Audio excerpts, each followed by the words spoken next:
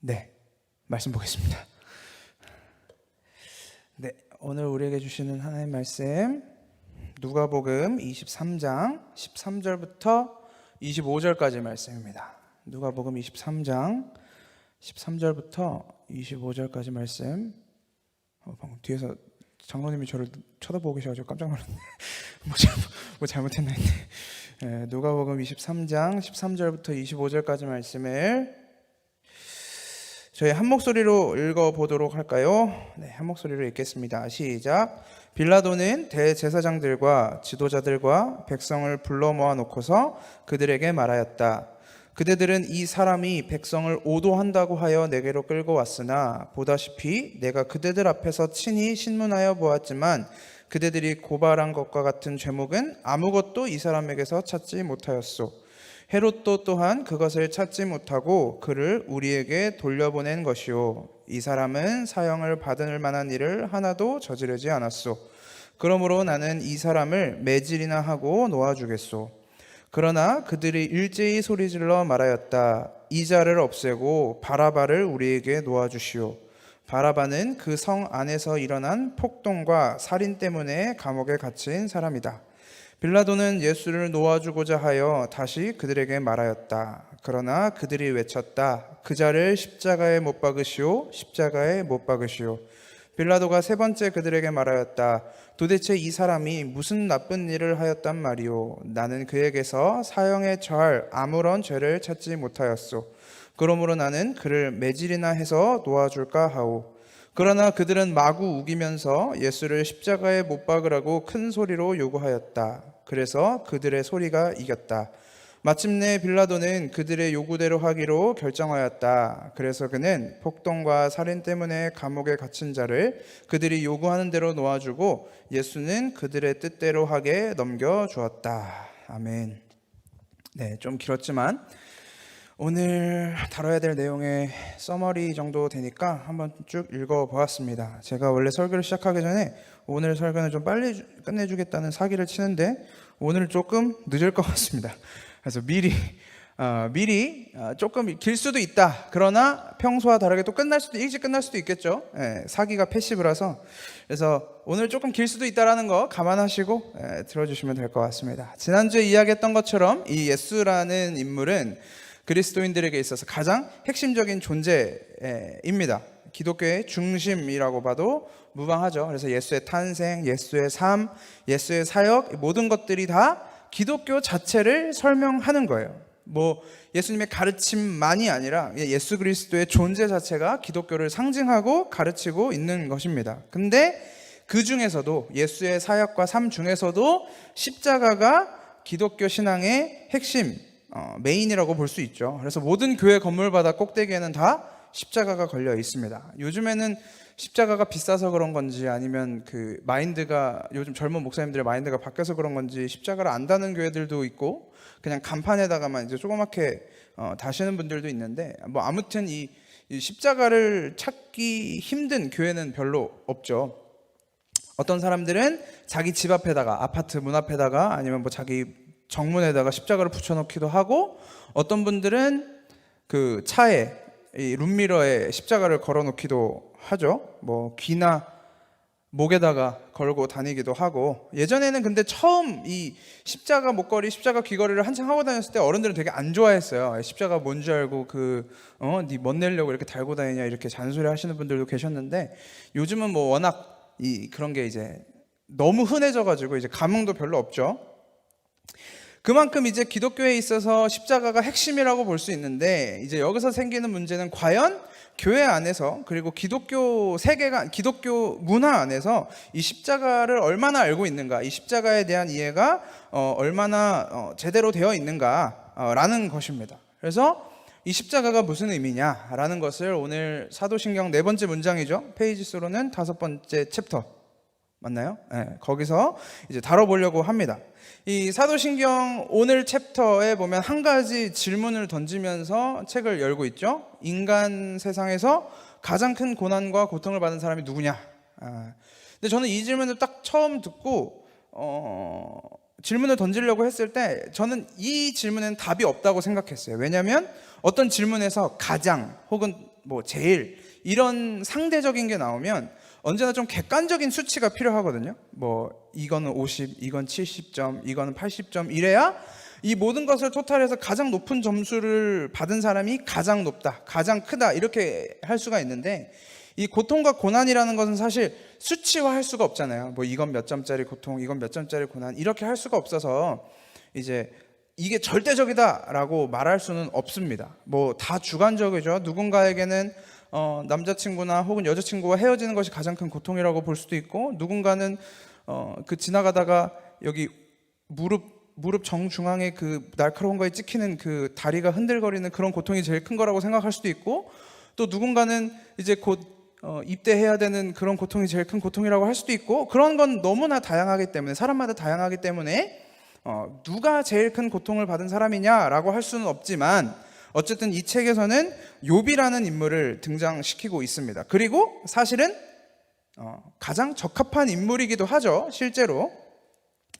근데 오늘 이 책의 저자가 욥이라는 인물을 꺼낸 데는 의도가 있겠죠. 당연히 의도가 있고 목적이 있습니다. 이 욥은 구약에 등장하는 인물이고, 이 욥은 아브라함 시대에 살았던 사람일 것이다 라고 학자들이 대부분 추측을 하고 있어요. 추정을 하고 있어요. 근데 성경 어디에도 그렇다라고 하지 않기 때문에 다 추정입니다. 추정하고 있는데, 아무튼 이 욥은 아브라함 시대에 살았던 사람인데 그가 당대의 의인이었다라고 이제 성경이 설명하고 있죠. 여기서 이제 이렇게 욥의 이야기가 시작이 됩니다. 당대의 의인이었다. 근데 그는 하나님을 잘 섬기는 사람이었고 하나님을 예배하는 사람이었다라고 이제 이야기를 하는데, 어느 날 욥의 입장에서는 마른 하늘에 날벼락 같은 일이 벌어지죠. 자기가 가지고 있는 재산을 다 도난을 당하고, 더군다나 자기 자식들이 한날 한시에 다 죽어버립니다. 그리고 모든 것을 다 빼앗기게 되는 거죠. 자기가 가진 소유를, 자식마저도 다 빼앗기게 되는 일이 욥에게 벌어집니다. 같은 날 같은 장소에서. 저는 장례식장을 좀 여러 번 다녔어요. 어른이 되고 성인이 되고 나서부터 이제 어머니 아버지가 중국에 계시다 보니까 이제 한국에 나와 계시는 어머니 아버지의 지인들 장례식을 다 제가 갔거든요. 왜냐면 저희 누나는 말을 잘 안 들었거든요. 제가 말 잘 듣는 아이였기 때문에 제가 많이 갔는데, 그러다 보니 그래서 그런 건지 모르겠는데 전 장례식장을 가도 그렇게 크게 슬퍼하지 않아요. 왜냐하면 그 사람의 생명이 하나님께 달렸다는 것을 알고 있고 또 믿고 있고, 또 더군다나 만약에 돌아가신 분이 믿는 분이시라면, 그분이 그리스도인이라면 사실 우리는 슬퍼하고 있지만 그분은 엄청 즐거워하고 있을 게 뻔하거든요. 그분은 얼마나 좋겠어요. 하나님이랑 같이 지내면서 아마 세상에 있던 그런 것들은 다 잊어버리고 계실지도 몰라요. 그래서 별로 그렇게 슬퍼하지는 않습니다. 근데 제가 장례식장을 이렇게 조문을 가다가 좀 슬프진 않지만 마음 아픈 장례식은 어떤 거냐면, 이 젊은 사람들이, 아이들이 죽은 장례식, 이런 것들은 좀 마음이 좀 먹먹해져요. 이제 화장터에 가거나 이런 데 보면은 항상 이 사진을, 영정 사진을 들고 있는 그런 걸 보면, 아이나 아니면 젊은 사람들의 사진을 들고 계신 분들을 보면 좀 마음이 좀 먹먹합니다. 누군지도 모르는 사람인데 당연히 그들의 슬픔에 동조할 수 없고, 그들의 슬픔이 나에게 완전히 다가올 수는 없지만 그 마음이 어떨까, 그들의 심정이 어떨까. 물론 나는 지금 자식도 없고 뭐 그런 것도 없지만 어떤 마음일까 좀 공감이 되면서도 좀 먹먹해질 때가 있습니다. 이 자녀를 먼저 보내는 부모의 심정은 말로 설명할 수가 없다고 하더라고요.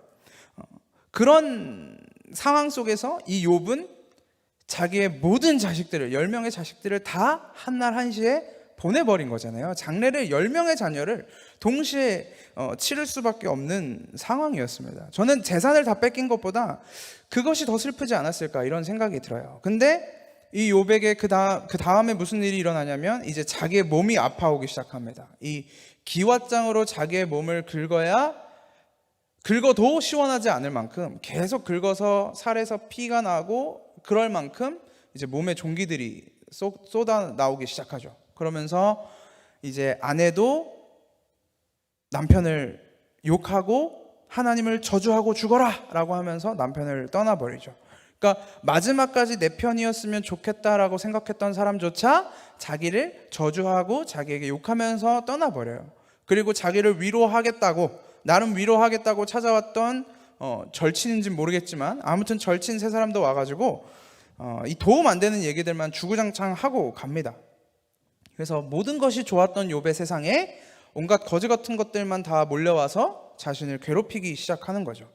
그래서 욥의 고난과 고통이라는 것은 객관적인 수치는 없지만 아마 실제로 가장 큰 고난과 고통을 받은 사람이 아닐까라는 생각이 들기는 합니다. 근데 이제 책의 저자는 이렇게 연결을 하죠. 그런 욥의 인생이 그리스도와 닮아 있다. 욥의 고난과 이 고통도 사실은 욥의 어떠함, 욥의 어떤 죄악, 그 친구들이 와서 계속 그 얘기하잖아요. 네가 무슨 죄를 지었을 거다. 네가 뭔가 하나님한테 잘못했을 거다. 그러니까 회개해라. 이제 욥의 친구들이 계속 와서 이 얘기를 하는데 사실 이 날벼락의 시작점에 욥이 뭘 잘못하거나 하진 않았었거든요. 결정적인 뭐 실수를 하거나 이러지 않았었거든요. 물론 이 욥기 39장부터 41장까지 보면 욥에게 주신 그 고통과 고난을 통해서 욥에게 알려주시고자 하는 이야기들은 분명히 있어요. 거기에 욥이 어떤 사람이었고 어떤 마음으로 하나님을 바라봤는지 다 담겨 있습니다. 물론 이 의미와 이유는 있지만 어쨌든 그 시작점이 욥으로부터 시작된 건 아니라는 거죠. 욥의 어떠함으로부터 시작된 건 아니라는 거죠. 근데 그리스도의 고난도 그렇다는 겁니다. 예수가 받은 그 저주와 고난의 죽음은 예수님으로부터, 이 예수라는 청년으로부터 촉발된 것이 단 하나도 없다라는 거죠.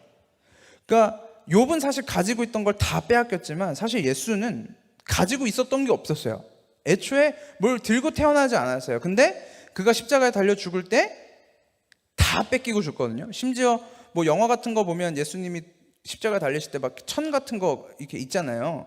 이 부끄러운 부분은 다 가리고 하잖아요. 근데 원래 십자가형은 그 옷까지 다 벗겨버립니다. 발가벗긴 채로 십자가에 매달게 되어 있거든요.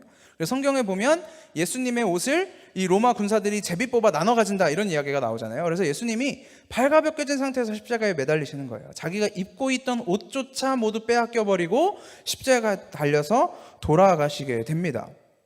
그리고 자기 제자들, 자기의 가족들 몇몇 빼고 자기를 쫓아다녔던 무리들 중에 아주 소수, 극소수를 빼고는 다 도망가죠. 그 앞에 없어요. 그 앞에 십자가 아래 남아있는 사람들은 다 예수를 조롱하고 비난하고 심판하기 위해서 남아있는 사람들이었어요. 그게 예수의 죽음이었다라는 거죠. 그래서 욥의 고난의 그림은 예수 그리스도의 고난의 그림과 닮아있다라는 겁니다. 그러다 보니 이 십자가 사건이 워낙 중요한 거다 보니 우리는 이 예수님의 죽음만을, 십자가 고통만을 고난이라고 생각할 때가 있어요. 그래서 고난주간, 기독교인들이 제일 슬퍼하고 제일 고통스러워하는 고난이라고 생각하는 주간이 바로 고난주간이죠.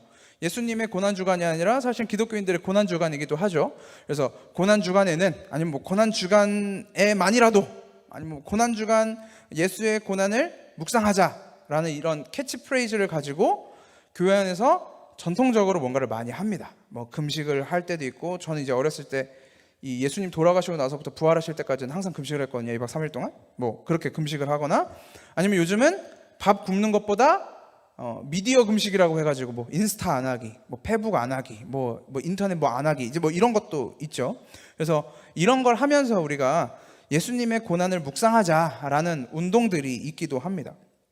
그런데 우리가 한 가지 놓치고 있는 건 뭐냐면 예수님의 고난은 사실 십자가에서만 있었던 건 아니라는 거예요. 엄밀히 말하면, 예수님의 고난을 엄밀히 말하면 예수님이 인간의 몸을 입고 오는 그 순간부터가 고난입니다. 여러분 생각해 보세요. 창조자 하나님이 자기가 만든 피조물의 형태로 왔다라는 것 자체, 자지 않아도 먹지 않아도 아무런 부족함도 느껴지지 못했던 존재가 이제는 자기가 만든 피조물들과 함께 무언가를 먹어야 하고 자야 하고 뭔가를 느껴야 한다는 것 자체가 고난의 시작이에요. 심지어 아주 비천한 모습으로 오셨잖아요. 마구간에 말의 먹이통 위에 오셨단 말이에요. 그래서 그것부터가 고난의 시작이에요. 하나님이 후 불어버리시면 다 사라져버릴 먼지 같은 존재가 직접 되어서 이 땅에 왔다는 것 자체가 사실은 고통의 시작입니다. 탄생이 고통이었어요. 그리고 그의 삶도 고통이었고 죽음도 고통이었습니다. 그래서 예수 그리스도의 고난을 우리가 감히 다 이해할 수가 없는 거예요. 아까 맨 앞에서 얘기했던 것처럼 우리가 누군가의 고통을 어떻게 다 이해하고 그걸 수치화해서 객관화할 수 있겠어요? 우리가 예수 그리스도의 고난을 다 이해할 수도 없고 동참할 수도 없어요. 그리고 불가능해요. 이게 왜 불가능한지, 왜 우리가 아무리 고난 주간에 그렇게 묵상을 하더라도 우리가 왜 예수 그리스도의 고난에 동참할 수 없는지, 그리고 왜 동참해서 안 되는지까지 오늘 사도신경의 마무리 단계에서 한번 이야기하도록 하겠습니다. 그러면서 이제 이 죽음에 가장 먼저 등장하는 인물이 본디오 빌라도. 여러분, 본디오 빌라도에 대해서 잘 아시나요? 예전에 본디오 빌라도는 제 기억으로는 저 어렸을 땐 끝말잇기가 되게 유행했거든요. 어릴 때는. 그래서 본으로 시작하면 항상 본디오가 나왔던 그런 시절이 있었는데, 그거를 활용하는 거 말고는 사실 본디오 빌라도를 잘 활용한 적이 없었죠. 근데 제가 예전에 사역할 때 어떤 분이 저한테 이런 질문을 했었어요. 약간 불만 가득한 질문이었어요. 왜 사도신경에 본디오 빌라도에게 라는 문장이 들어가 있는가? 그래서 그분의 불만은 뭐였냐면, 뭐 불만이었는지 그냥 질문이었는지 모르겠지만, 본디오 빌라도에게 고난을 받으셨다고 하니까 마치 우리는 무죄고 본디오 빌라도만 예수의 죽음이 책임이 있는 것처럼 몰아가는 거 아니냐? 왜 본디오 빌라도에게 고난을 받으셨다고 사도신경에서 이야기하고 있냐? 이런 질문을 던지신 적이 있었어요. 그래서 우리도 다 유죄 아니냐, 예수님을 십자가에 못 박은 것에 대한 책임이 있는 거 아니냐, 이제 이런 질문을 했었습니다. 그래서 예전에 이 질문에 대한 답을 해드리기 위해서 좀 자료를 찾아본 적이 있습니다. 그 자료 중에 오늘 책에 등장하는 내용이기도 한데, 사도신경에 본디오 빌라도에게 고난을 받으사라고 나온다고 이 학자들에게 가장 많이 지지받는 이유는 왜 그게 등장하냐라고 하면, 빌라도가 실존 인물이고 역사에 기록된 사람이기 때문에 라고들 이야기합니다. 예수 그리스도의 죽음은 제자들이나 아니면 그때 당시 사람들이 전설로 남겨둔 것이 아니라, 어떤 환상이나 아니면 어떤 상상을 가지고 그려놓은 것이 아니라 실제로 역사적으로 실존했던 사건이다. 역사를 봐도 빌라도라는 인물이 유대에서 총독으로 다스렸던 시기가 있고 예수 그리스도는 정확하게 이때 돌아가셨다. 그렇기 때문에 예수 그리스도의 죽음은 실제한다 라고 설명하기 위해서, 논증하기 위해서 존재한다라는 것이 주류입니다. 주류. 그래서 본디오 빌라도에게라는 문장이 있다. 오늘 책에서도 그 이야기를 하죠. 근데 오늘 책에는 등장하지 않지만 제가 그때 한창 찾아보면서 봤던 것 중에 다른 한 가지 주장이 있었어요. 그건 뭐냐면, 본디오 빌라도에게 고난을 받으사라고 우리나라 사도신경에는 워딩이 되어 있지만, 이 99페이지의 세 번째 컷을 보면 거기에 잠깐 등장하는 단어가 있는데 그게 바로 치하예요. 치하. 본디오 빌라도 치하에서 라는 워딩으로 사용하기도 한다라는 거죠. 이 본디오 빌라도에게와 본디오 빌라도의 치하에서라는 것은 의미가 완전히 달라지죠. 본디오 빌라도가 직접적인 영향을 끼쳤다, 걔 때문에 죽었다라는 의미에서 그 시대에, 그 시기에 죽었다라는 의미로 바뀌어지기 때문이에요. 그래서 아까 그 학자들이, 주류 학자들이 이야기하는 것처럼 역사적인 증거를 대는, 문자적으로 해석하면 역사적인 증거를 대는 걸 수도 있지만, 더 나아가서 이것을 우리가 영적인 의미로 보면 본디오 빌라도가 다스리던 그 세상의 치하에서, 그 영적인 세상이 아니라 이 세상의 치하, 세상이 다스리는, 세상이 주권을 잡고 있는 이 세상의 판결 안에 예수 그리스도가 죽었다라는 의미도 담겨져 있다라는 겁니다. 그래서 예수는 실제로 이 세상의 판결 아래, 본디오 빌라도가 다스리던 때에 이 세상의 영향력 안에서 사망 선고를 받으시고 십자가에 달려 죽으신 거죠. 근데 그 세상의 선고에서 죽임을 당했던 분이 이 하나님의 판결대에서는 무죄를 선고받은 거죠. 그래서 십자가에서 부활하시게 되는 겁니다.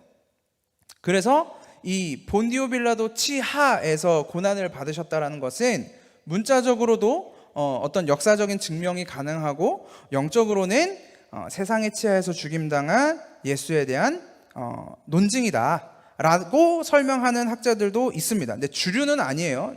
주류는 아닌데 이런 의견도 있다. 그래서 예수가 빌라도에 의해 인류 역사상 가장 독특한 죽음을 당하셨다라고 책이 소개합니다. 예수의 죽음이 왜 가장 독특한가에 대한 이제 설명을 시작하죠. 그래서 첫 번째 이유, 예수 그리스도의 죽음이 독특한 첫 번째 이유, 그가 사실 죽을 필요가 없었기 때문에, 그가 사실은 예수가 죽을 필요가 없었기 때문에 그의 죽음이 독특하다라고 이야기합니다. 단지 예수님이 무죄였다, 그가 잘못을 하지 않았다를 넘어서서, 여러분, 죽음이 성경의 세계관 안에서 왜 들어왔죠? 죽음이 들어온 이유가 뭐죠? 이 아담과 하와가 에덴 동산에서 하나님이 먹지 말라고 하신 열매를 따 먹었기 때문이잖아요. 너네 이거 먹으면 반드시 죽는다 라고 했는데, 이 두 사람이 그걸 먹고 이 두 사람은 죽을 수밖에 없는 존재였어요. 이 성경이 말하기를 죄의 삭시 사망이라고 한단 말이에요. 그러면 죄가 없는 사람은 죽을 필요가 없는 거예요. 죽을 수가 없는 거죠. 왜냐하면 죄의 결과가 사망이니까. 근데 예수님이 죽으셨단 말이에요. 예수님이 죽었어요. 그러면 우리는 여기서 두 가지 정도로 생각할 수 있습니다. 첫 번째, 사실은 죄가 없어도 죽을 수 있다. 죄의 결과가 죽음이 아니라 죄가 없어도 죽을 수 있다. 아니면 예수님이 사실은 죄인이었다. 예수가 죄가 있기 때문에 죽은 거다. 그리고 하나 더 할 수 있겠네요. 하나님이 자기 말씀을 착각했다. 그래서 자기가 언약한 것도 까먹고 예수를 죽였다. 이렇게 세 가지 정도로 볼 수가 있겠네요.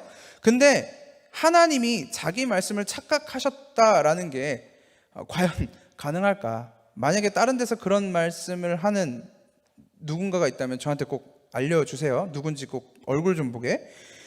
만약에 여러분들이 어디 가서 성경 공부를 하게 될 수도 있잖아요. 누군가를 만나서 성경의 이야기를 할 수도 있고 나눔을 하게 될 수도 있는데, 만약에 누군가가 여러분한테 와서 성경의 이 부분은 잘못된 거다, 성경의 이 부분은 실수다, 성경의 이 부분은 수정되어야 한다 라고 말하는 사람이 있다면 그 사람은 조심하십시오.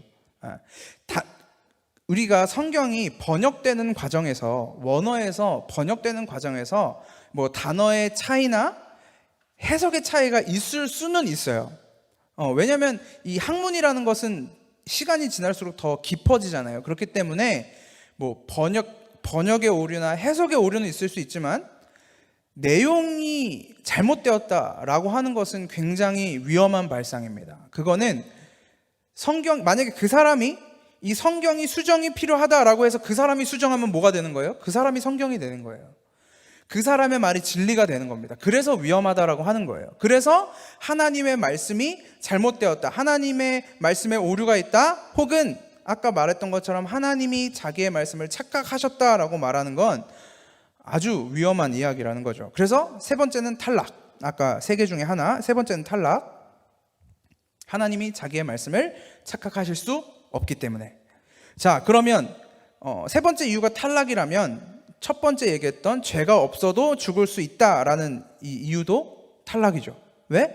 성경이 분명히 얘기하고 있기 때문에. 죄의 삭시 사망이다, 죄의 값이 사망이다라고 이야기하고 있기 때문에, 첫 번째, 예수가 죄가 없어도 죽을 수 있다라는 것도 당연히 make sense가 안 되죠. 논리적으로 맞지가 않습니다. 불가능한 거예요. 성경을 왜곡시키는 거기 때문에 불가능합니다. 그렇다면 이제 두 번째가 남았죠. 예수는 죄인이었다. 예수는 죄인이었다. 사실 예수는 죄인이었다.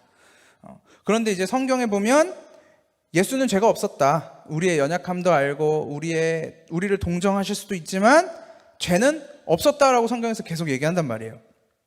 그러면 죄가 없는 예수가 왜 죄의 심판인 죽음을 경험할 수밖에 없었냐? 왜 그럴 수밖에 없었냐? 근데 이제 여러분들도 교회 오래 다니신 분들이면 다 알죠. 우리 때문에 죽었다. 그건 아주 심플한 이야기고, 그래서 우리는 이 시점에서 예수가 죄가 없으나 죄인으로 죽었다라고 이야기를 할 때, 우리는 이 시점에서 구약의 제사가 생각이 나야 돼요. 이 제사 제도가 떠올라져야 합니다. 하나님이 자기 백성들에게 어떤 율법을 주시냐면, 제사장에게 이 흠이 없는, 그러니까 깨끗한, 아무런 더러움이 묻지 않은 이 동물을 데려다가 그 동물 위에 안수를 해서 자기의 죄가 이 동물에게 덮어 씌우게 하고, 그 동물을 대신 죽여서 하나님 앞에 용서를 받는, 죄로부터 용서를 받는 제사 제도가 구약에 있습니다. 그리고 그 제사 제도가 바로 예수 그리스도의 죽음을 보여주고 있는 거죠. 하나의 그림으로 보여주고 있는 거예요. 그래서 이스라엘 백성들은 구약 시대에 매일같이 제사를 드려서 자신들의 죄를 용서받았지만, 당장 받았지만, 그들은 또 죄를 지을 수밖에 없었죠. 그래서 매일같이 동물을 죽였어야만 했어요. 우리가 5대 제사라고 하는 화목제, 번제, 속죄제, 속건제, 그다음에 화제, 요런 소제, 요런 것뿐만 아니라 사실 성전에서, 성막에서는 하루에 2번씩 매일 제사가 있었어요. 아침에 한 번, 저녁에 한 번. 이걸 상번제라고 하는데, 그러니까 매일같이 최소한 동물 2마리는 죽임을 당한 거예요. 이스라엘 백성들을 위해서. 그런데 그것으로는 백성들의 구원을 완전하게 이룰 수가 없었다. 그 제사 제도로는. 그러니까 매일 죽인 거잖아요. 매일. 그걸로 완벽하게 이룰 수가 없었기 때문에. 근데 그 제사의 그림이 오늘 예수님에게 직통으로, 스트레이트로 연결이 되고 있단 말이에요. 연결이 되어 있어요. 그러면 우리가 이제 구약에 등장하는 제사를 볼 때 무슨 생각을 하면서 읽어야 될까요? 구약의 레위기, 신명기, 아니면 뒤에 역사서에 나오는 그런 모든 제사들을 바라보면서 우리는 무슨 생각으로 그 제사의 제도를 바라봐야 돼요? 이 제사는 어떻게 예수 그리스도의 죽음을 설명하고 있는가를 고민하면서 봐야 되는 거예요. 근데 많은 교회들에서 무슨 일을 합니까? 이 제사를 가지고 예수 그리스도의 죽음을 묵상하기보다 이 제사의 목적은 뭐냐? 이 제사 제도의 제사하는 방법은 뭐냐? 제물은 뭐냐? 몇 번에 한 번 드려야 되냐? 언제 드려야 되냐? 이런 것들만 우리가 묵상하고 있단 말이에요. 그래서 더 심한 데는 그 제사 제도를 교회에서 해요. 1년에 한 번씩 기념으로. 이렇게 죽었다, 제사를 이렇게 지냈다라는 걸 보여준단 말이에요. 뿐만 아니라 이 제사 제도는 그리스도의 죽음을 보여주는 것임에도 불구하고 여전히 많은 교회들에서 이런 제사 용어들이 계속해서 등장해요. 무슨 제단, 제물, 우리의 제사, 성전, 성막, 안식일, 이런 것들이 계속 등장한단 말이에요. 그 안에서 우리가 예수 그리스도의 그림을 봐야 함에도 불구하고, 왜냐하면 그걸 완성하신 분이 예수님이기 때문에. 근데 우리는 계속해서 구약의 시대로 돌아가려고 하는 시도가 여전히 우리 안에 있다. 우리 안에, 내 안에도 자꾸만 이 제사 제도를 통해, 뭔가를 통해 우리가 다시 하나님께로 돌아가야 하겠다는, 돌아가야 된다는 그런 시도들이 우리 안에서 계속 일어나고 있다는 거죠. 우리는 이제 이 구약의 제사 개념에서 탈출해야 돼요. 넘어와야 돼요. 예수의 시대로 넘어와야 되는 거예요. 그게 십자가 죽음의 진짜 의미라는 겁니다. 흠이 없는 동물이 제단 위에서 죄를 지은 인간을 위해 대신 죽었던 것처럼, 물론 그게 매일같이 계속됐지만, 죄가 없는 예수가 십자가 위에서 죄를 지은 우리를 대신해서 죽은 거예요. 그래서 책에서는 가장 독특한 죽음이라고 이야기하는 겁니다. 내가 지은 죄 때문에 죽는 게 아니라 남이 지은 죄 때문에 죽는 죽음이기 때문에. 그런데 여기서 저자가 이 죽음을 설명해서 한 가지 질문을 던집니다.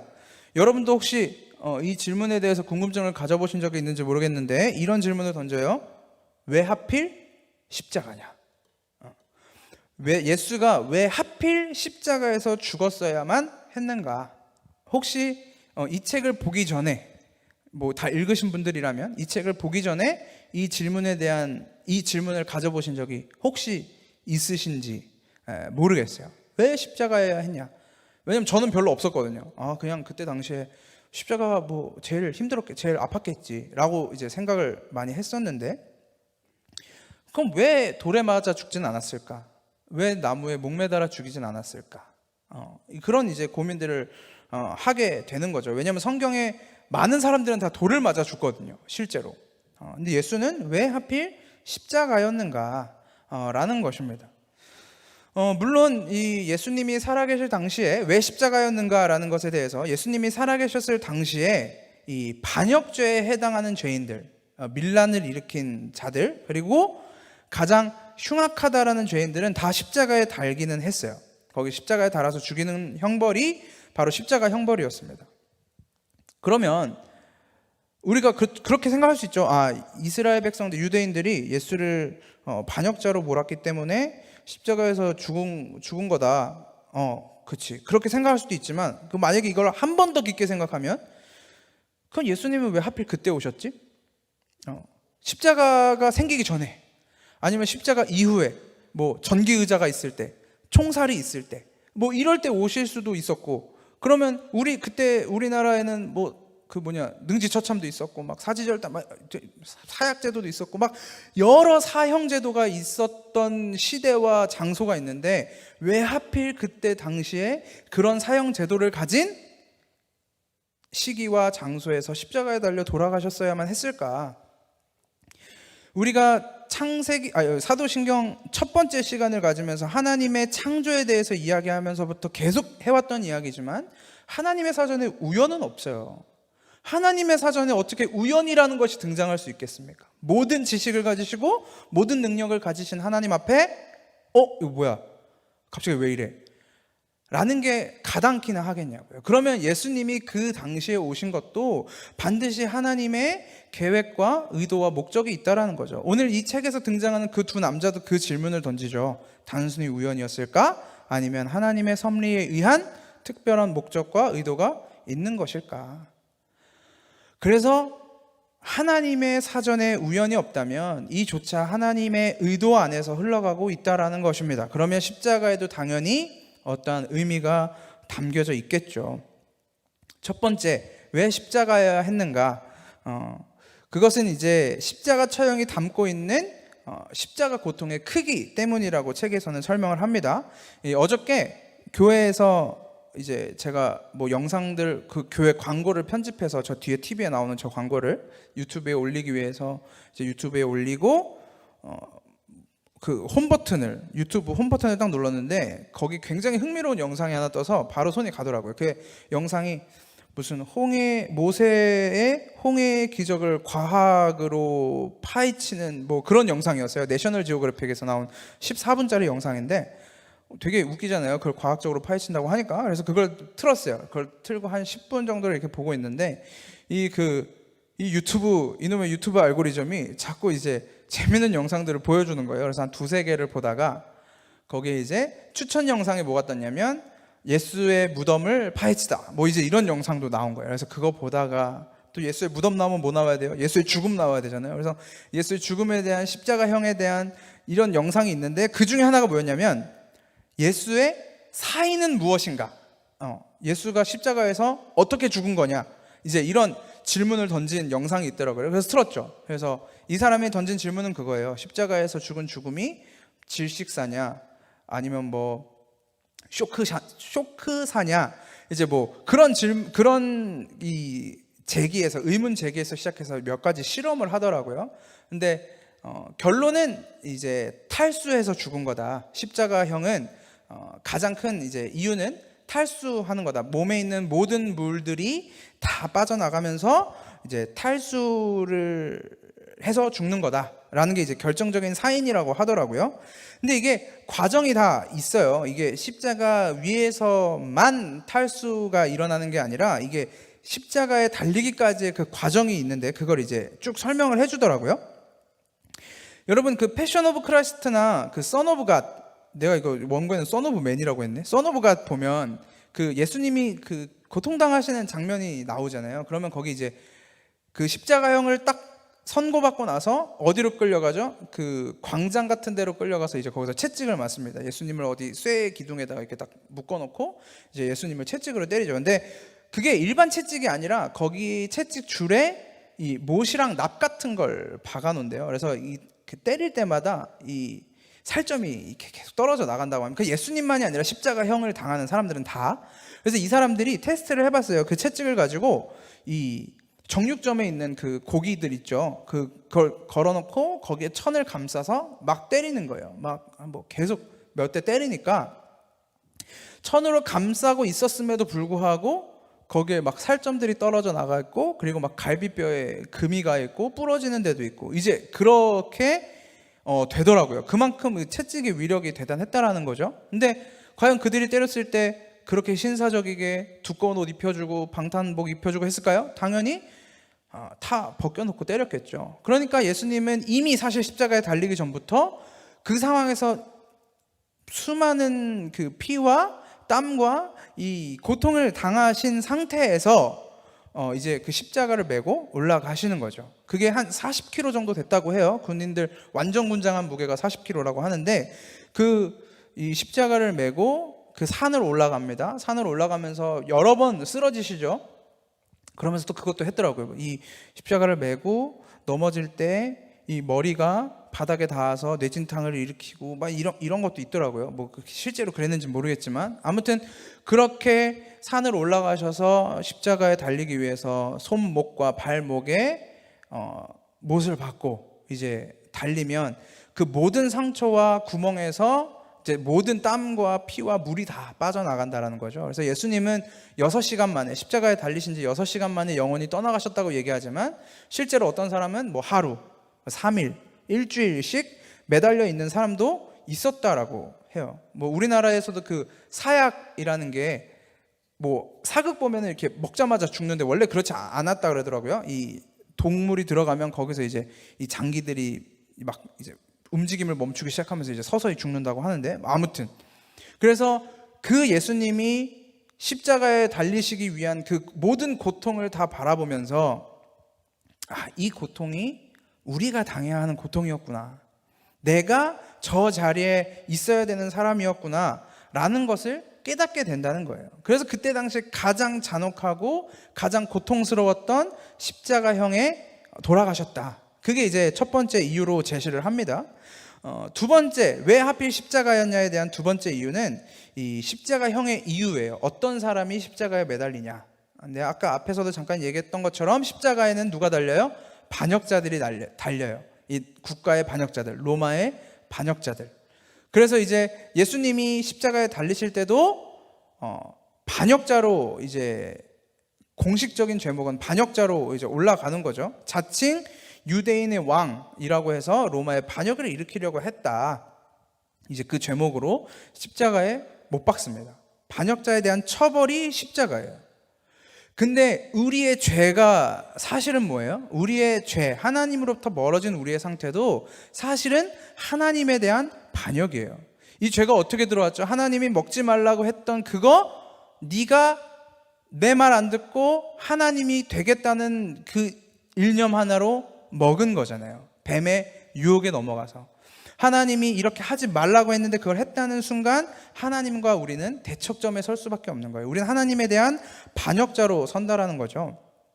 그래서 예수님이 반역자로서 십자가에 달리셨고 그리고 그 십자가는 원래 하나님의 반역자로 내가 달렸어야 하는 존재다 라는 것을 대변하기도 한다고 합니다. 그리고 왜 하필 십자가였냐의 마지막 이유는 그리고 십자가가 아니라 더 정확하게 말하면 나무에 달려 죽은 이유는 그 나무에 달려서 죽는 게 하나님의 저주를 상징했기 때문이에요. 제가 설교에서 몇 번 얘기했던 것 같은데 신명기 21장 23절을 보면 나무에 달린 자마다 저주를 받은 자니라 이렇게 쓰여 있죠. 이건 절대적인 거예요. 그래서 유대인들은 나무에 달려 죽은 사람을 보면 쟤는 하나님한테 저주를 받은 사람이구나 라고 자동적으로 인식을 하게 되어 있어요. 그래서 이 가나안 땅 정복할 때 여호수아가 정복하는 걸 보면 이 이방 나라 왕을 죽여놓고 나무에 달아놓을 때가 있어요. 그리고 나중에 이제 나무에서 내리고 그다음에 다윗에게 반역을 했던 압살롬이 다윗을 피해서 군사를 피해서 도망가다가 그 머리가 되게 긴 친구였는데 머리가 나무에 달려요. 대롱대롱 말 타고 가다가. 그래서 요압이 그 나무에 달린 압살롬을 죽여버리죠. 그리고 에스더에 나오는 그 하만, 유대 민족을 죽이려고 했던 하만도 결국에는 나무에 달려서 죽습니다. 그래서 이 나무에 달렸다라는 것은 유대인들의 사상 속에서 하나님의 저주를 받은 놈이다 라는 거였어요. 그래서 오늘 우리가 성경에서도 읽었지만 이 무리들이 계속해서 십자가에 못 박으시오 라고 이야기하는 건 예수라는 존재를 하나님의 저주를 받은 자로 여겨서 이스라엘 백성들이, 그에게 마음을 뺏겼던 이스라엘 백성들이 그걸 보고 인식하게 하고 싶었던 거예요. 자칭 하나님의 아들이라고 나대더니 봐라, 하나님의 저주를 받아서 죽은 거 아니냐, 그렇게 유도를 했던 거죠. 그래서 십자가에 못 박아라. 하나님의 저주를 상징하게 하기 위해서. 그래서 결과적으로 예수의 죽음이 상징하는 게 뭘까요? 아까 예수의 독특한 죽음부터 이 왜 십자가였는가까지 다 통틀어서 오면 결론은 뭐냐면 우리가 사실은 하나님의 저주를 받아서 죽었어야 하는 존재라는 거예요. 이 단순한 처벌에서 끝나는 것이 아니라 하나님으로부터 완전한 분리, 완전한 죽음, 그것이 사실은 우리의 결과물이었다.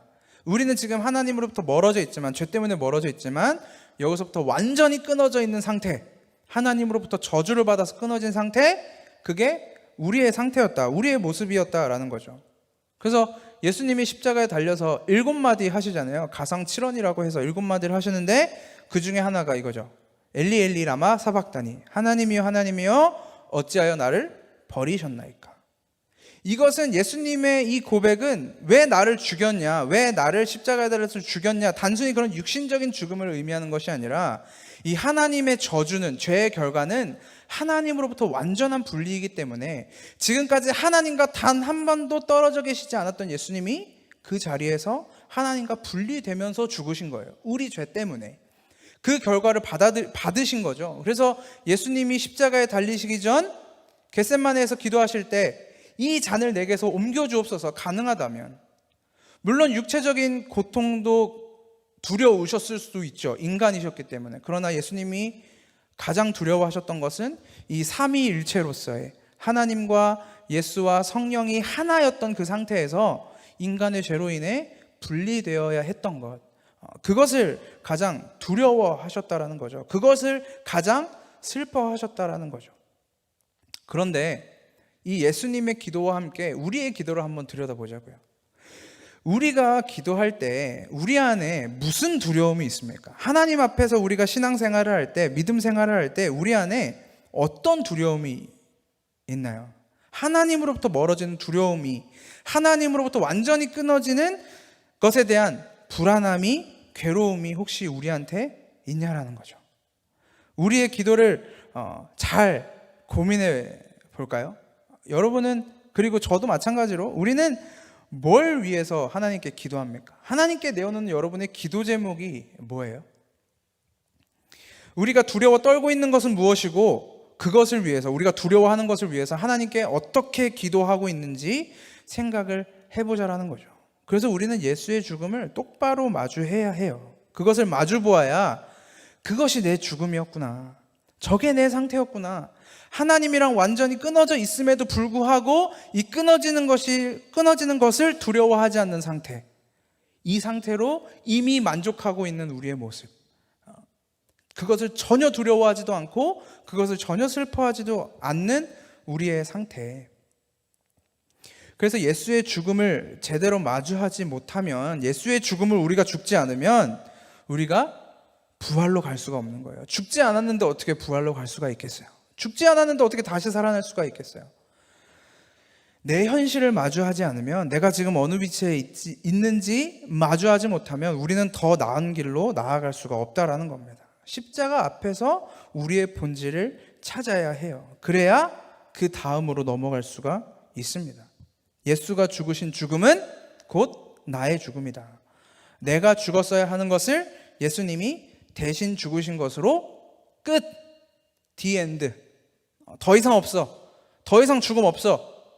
이것을 믿음으로 고백하는 자들은 끝, 구원이야, 너희는 의로운 거야 라는 것이 십자가의 의미예요.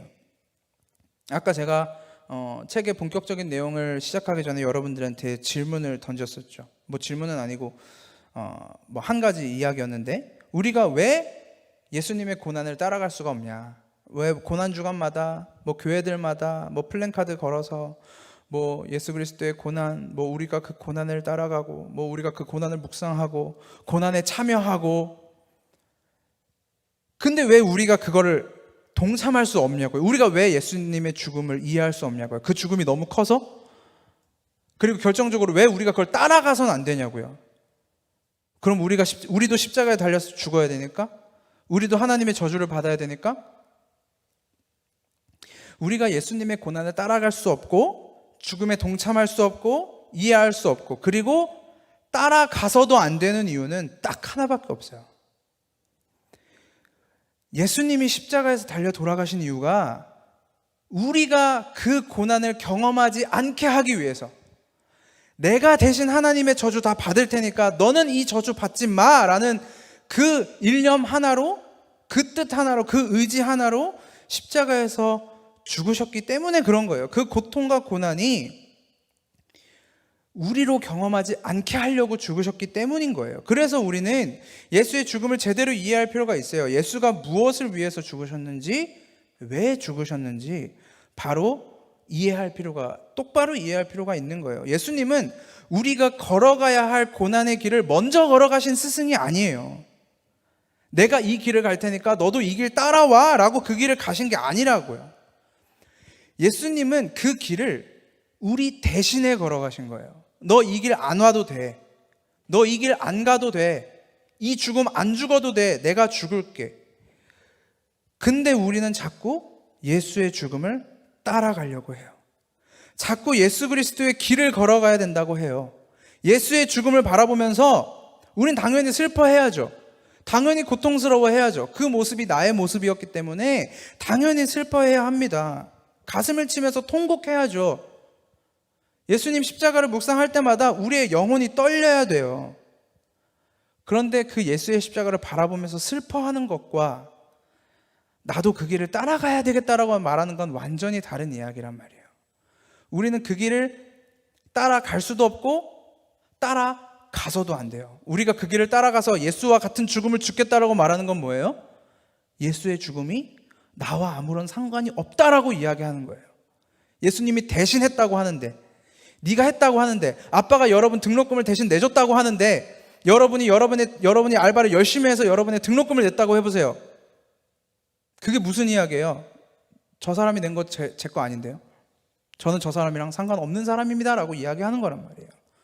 예수의 죽음은 물론 우리가 예수가 경험하신, 예수가 해주신 그 사랑과 그 나눔과 그 긍휼의 여김과 이런 것들이 인간 세상 안에서 우리가 당연히 이뤄내야죠. 이 이야기는 굳이 설명하지 않아도 여러분들도 이제는 이해를 해야 돼요. 우린 당연히 그 길을 가야 돼요.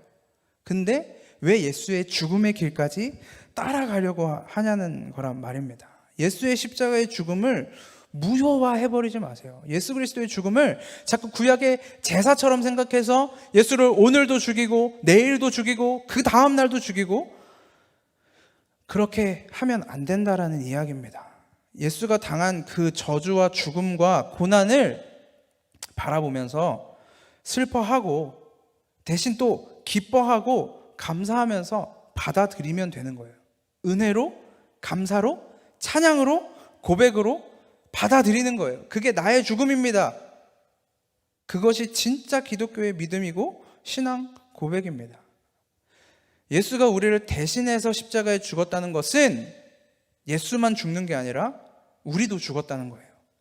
예수가 십자가에서 죄인으로 죽으셨다는 것은 우리도 예수와 동일하게 십자가에서 죄인으로 죽었다는 거예요. 죄의 삭시 사망이라 그랬죠. 그러면 우리가 죽었어요. 예수와 함께 죽었어요. 그럼 뭐에 대해서 죽은 거예요? 이제 죄에 대해서 죽은 거예요. 죄가 없다라는 이야기예요. 죄에 대해서 죽었다는 이야기는 이제 우리가 죄를 짓지 않기 위해서 막 아득바득 안절부절하면서 살아야 한다는 의미가 아니라 이 죄가 더 이상 우리와 상관이 없다라는 거예요. 이 죄가 더 이상 우리를 영원한 죽음으로 몰고 가지 못한다라는 이야기입니다.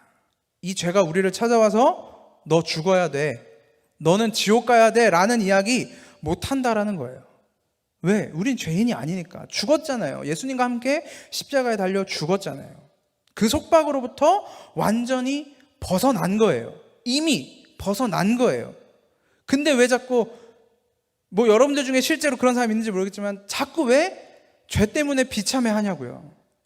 난 이거 못했어. 난 이런 죄를 지었어. 난 저랬어. 이거 못했어. 이래선 안 돼. 저러면 안 돼. 왜 자꾸 예수님과 함께 죽은 여러분을 죄라는 틀 안에 가둬놓고 스스로를 괴롭힙니까? 그거 하지 말라고 예수님이 죽으셨는데, 예수님의 죽으심은 죄로부터의 완전한 자유이고 해방이에요. 그래서 매일 가서 회개하는 것이 의미가 없어요. 여러분 생각해 보세요. 여러분 오늘 회개하죠? 내일 또 죄 짓습니다. 내일 아니요. 회개하고 돌아가는 순간에 오늘은 비가 안 오지만 갑자기 날씨가 좋다가 소나기가 내려서 내 옷이 다 젖으면 죄 안 지을까요? 가다가 저기 문 부딪히면 죄 안 지을까요? 우리의 그 회개는 더 이상 우리를 죄로부터 자유하게 할 수가 없어요. 이미 하나님이 너희의 죄를 기억하지도 않겠다라고 이야기해요. 기억하지도 않겠다. 너네 죄 없다고 말하겠다. 우리 안에 이게 죄구나. 이게 죄의 결과물이구나. 내가 여전히 죄인이구나라는 인식은 필요해요. 죄 인식은 필요하지만 죄책감은 가지면 안 된다라는 거예요. 왜? 그 책임을 예수님이 다 가져가 버렸으니까, 자기 것으로. 그러면 우리는 어떻게 사나요? 그러면 이런 얘기하면 꼭 이런 얘기하는 사람이 있어요. 그러면 죄 지으면서 살아도 되겠네요? 죄가 없으니까. 저는 그 질문합니다.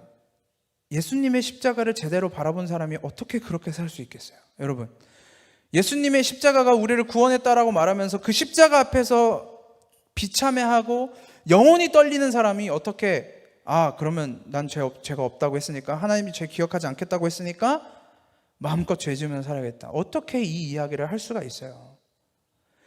우리가 내가 성령을 믿사오며 나올 때 한 번 더 이야기하겠지만, 간단하게 이야기하면 우리 안에 계시는 그 성령님이, 예수님이 승천하시면서 내가 너희에게 보혜사 성령을 주어서 내가 가르친 것이 생각나게 하겠다라고 이야기하잖아요. 예레미야 31장에 보면 내가 너희의 마음의 율법을 주고 너희 마음의 세례를 주겠다고 하잖아요.